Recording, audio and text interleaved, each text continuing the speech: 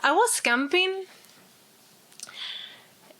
off the beaten path in the Atacama Desert in Chile.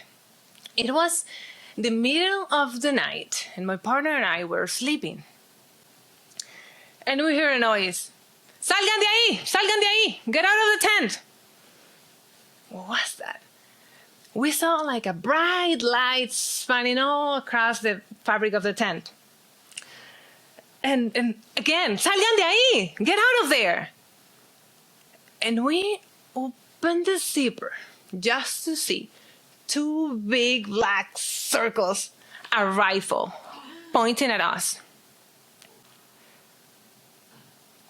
Well, I really want this trip to be adventurous, but not like this.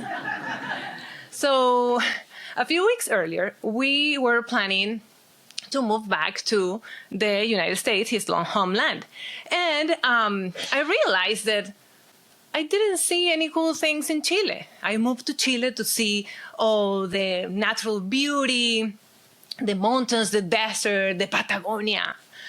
And I got busy very, very quickly. I got a job in Santiago.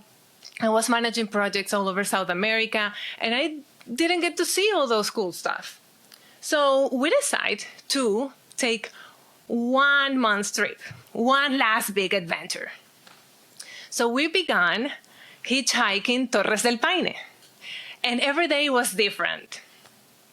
One day we planned something and someone take us to the opposite way, and we just have to change plans on the fly.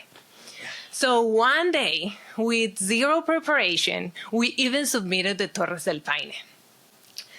One of our fellow travelers gave us a ride to the bottom of the mountain, and we did it all. And it was the hardest and craziest thing I've ever done. But very rewarding. So every day was like that. We plan something and we do something else. And later, a few days later, we flew to the north of the country, to the Atacama Desert. And then we decided to rent a car.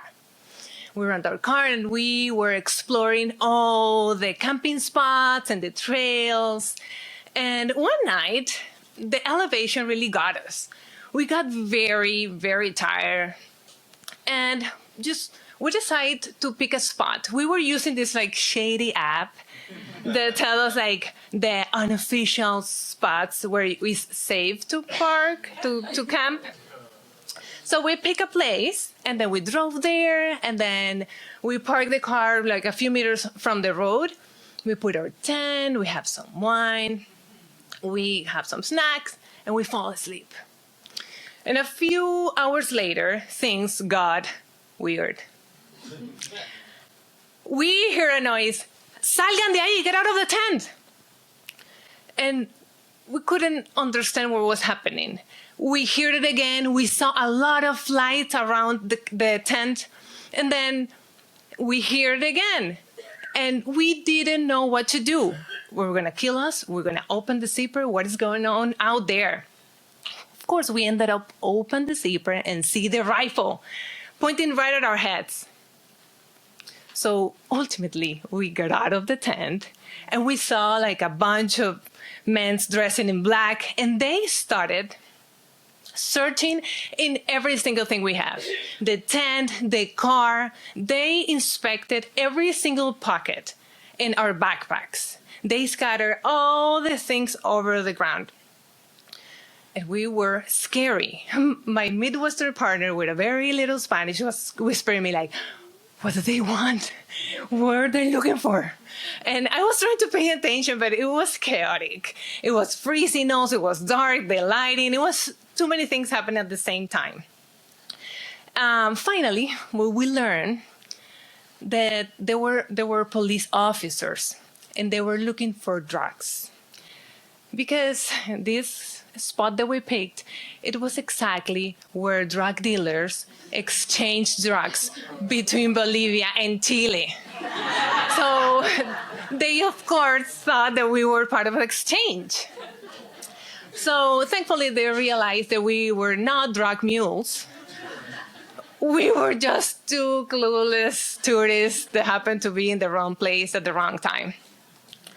So yes, they, of course, ordered us to leave the zone immediately. And we have to put everything that we own, just put it in the truck and hit the road.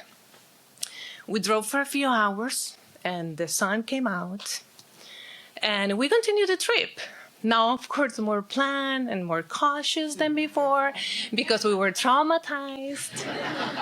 And I kind of felt guilty because, you know what? I'm not Chilean, but I knew Spanish. I could handle that situation better. And I know it sounds crazy, but see, I was born and raised in Ciudad Bolívar, a very small town in Venezuela. I know we have other Venezuelans here, of course. And we have like 3 main streets, 1 McDonald's, and no movie theater. I always knew that out there was like a bigger and better world for me to explore. And I moved to Caracas because it was bigger and very dangerous. But I went to college there, I graduated, I found a great job in one of the top companies in the country. And still felt like it was a safe option for me. So I decided to go to Chicago, a city that everything, the language, the culture, the transportation, the weather was totally unknown for me.